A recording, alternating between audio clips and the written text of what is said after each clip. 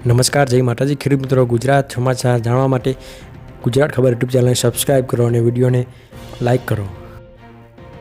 આજના સૌથી મુખ્ય સમાચારની વાત કરીએ તો સૌથી પહેલા સમાચાર છે ચૂંટણી પહેલાં વાહન ચાલકો ધ્યાન આપે। બેંકના કામો પટાવી દો ઝડપથી। એપ્રિલ હોળી આવતા રેશન કાર્ડ ભેટ। ઘર દીઠ 15,000 રૂપિયાની સહાય। રેશન કાર્ડ ધારકો માટે પીએમની બેગ। 1 એપ્રિલથી નવા નિયમો ફેરફાર। અકસ્માત પર 5 લાખ સહાય। ચૂંટણી કાર્ડ વગર મત આપી શકશો। આજના તાજા સમાચાર। ચૂંટણી સંબંધિત સમાચાર। આજના તાજા ખેડૂત આજના પહેલા સમાચારની વાત કરીએ તો ચૂંટણી પહેલાં વાહન ચાલકો આપે ધ્યાન। ચૂંટણી પ્રચાર માટે વાહનનો ઉપયોગ કરતા પહેલાં વાહન રજીસ્ટર કરાવવા અંગે જાહેરનામું બહાર પાડ્યું છે। ચૂંટણી પંચ દ્વારા લોકસભાની ચૂંટણીની તારીખ જાહેર કરવામાં આવેલ છે, જે પૈકી ગુજરાત રાજ્યમાં તારીખ 7/5/2024ના રોજ મતદાન થનાર છે। આ વાહનોમાં mini bus, station wagon, taxi, ખાનગી કાર, ટ્રક, ટેલર કે વિરાનું ટ્રેક્ટર, ઓટો રિક્ષા, સ્કૂટર વગેરે સમાવેશ થાય છે।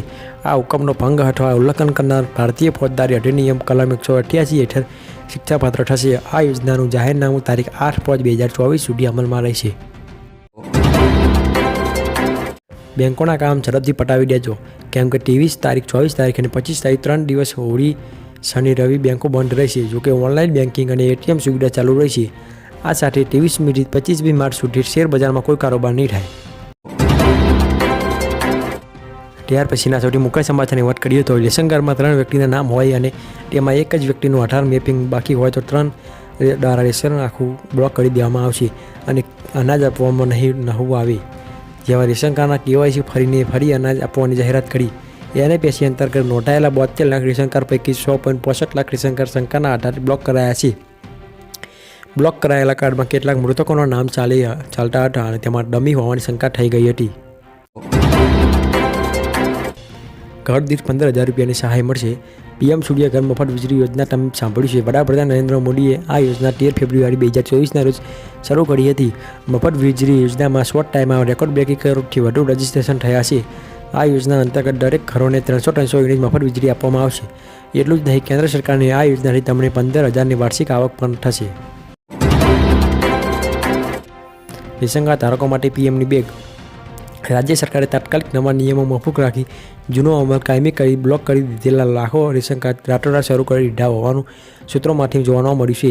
ચૂંટણી પહેલાં પીએમના ફોટાવાળી બેગ વહેંચવા બ્લોક કરેલા લાખો રેશન કાર્ડ ફરી શરૂ કરાયા। મફત રાશન યોજના હેઠળ સરકાર ગરીબ પરિવારોને માસિક ધોરણે 5 કિલો ચોખા, 5 કિલો ઘઉં મફત આપે છે। આ ઉપરાંત દરેક પરિવારને દર મહિને 1 કિલો દાળ પણ મફત આપવામાં આવે છે। 2028 સુધી 81 કરોડ લોકોને ફ્રી રાશનનો ફાયદો મળશે। 1 એપ્રિલથી નવા નિયમોમાં ફેરફાર થવાનો છે। 1 એપ્રિલ રાજ્યભરમાં દસ્તાવેજ નોંધણીના નિયમમાં ફેરફાર કરવામાં આવશે।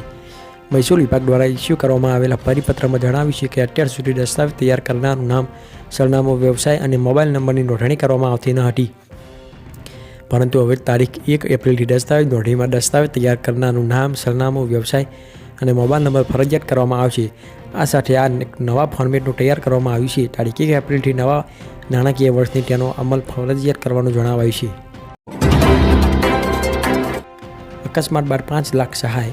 માર્ગ અકસ્માતમાં ઘાયલ થયેલા લોકોને સમયસર સારવાર આપવા માટે કેન્દ્ર સરકાર નવી યોજના લાવશે। માર્ગ અકસ્માતનો ભોગ બનેલાઓને 5 લાખ સુધીની મફત તબીબી સારવાર આપવામાં આવશે। આ અંગે ચંડીગઢમાં એક પાયલોટ પ્રોજેક્ટ શરૂ કરવામાં આવ્યો છે। કેન્દ્રએ કહ્યું કે પ્રોજેક્ટના પરિણામોના આધારે આ યોજના સમગ્ર દેશમાં લાગુ કરવામાં આવશે। અકસ્માતના દિવસથી 7 દિવસ સુધી મફત સારવાર આપવામાં આવશે। ચૂંટણી કાર્ડ વગર મત આપી શકશો। જો તમારી પાસે ચૂંટણી કાર્ડ નથી તો ચૂંટણી પંચે ઘણા દસ્તાવેજો જણાવ્યા છે, જેની મદદથી તમે તમારો મત આપી શકો છો। Aadhaar card, driving licence, MNREGA card, સરકારી સેવા કાર્ડ, પાસપોર્ટ ફોટો ચોંટાડેલું પેન્શન કાર્ડ, આરોગ્ય વીમા card, smart card, photo passbook, અન્ય વિકલાંગતા કાર્ડ અને સત્તાવાર ઓળખ કાર્ડમાંથી કોઈપણ કાર્ડ તમે બતાવીને તમારો મત આપી શકો છો। આજના તાજા સમાચાર મુજબ ચૂંટણી નજીક આવતા વડાપ્રધાન નરેન્દ્ર મોદીએ ટ્વીટ કરીને માહિતી આપી કે જે મુજબ રાતનો ગેસ ₹100 સસ્તો કરવામાં આવ્યો છે। ચૂંટણી સંબંધિત ફરિયાદ કે માહિતી મેળવવા માટે વોટર હેલ્પલાઇન નંબર જાહેર કરવામાં આવ્યો છે, 1950 નંબર। લસણમાં એકાએક ઉછાળો આવ્યા બાદ 2 મહિના પછી 50% ભાવમાં ઘટાડો। 47ની સપાટીએ લસણના ભાવ હતા, જે આજે 2,400 રૂપિયાના ભાવની સપાટી પહોંચ્યા છે। આ વર્ષે ઘઉંમાં સરકારી સ્ટોક ઓછો હોવાને લીધે ખેડૂતો પાસેથી સરકાર ઘઉંની ખરીદી કરશે. ભાવ સારા મળવાની સંભાવના. ઊંચો ભાવ 711 રૂપિયા.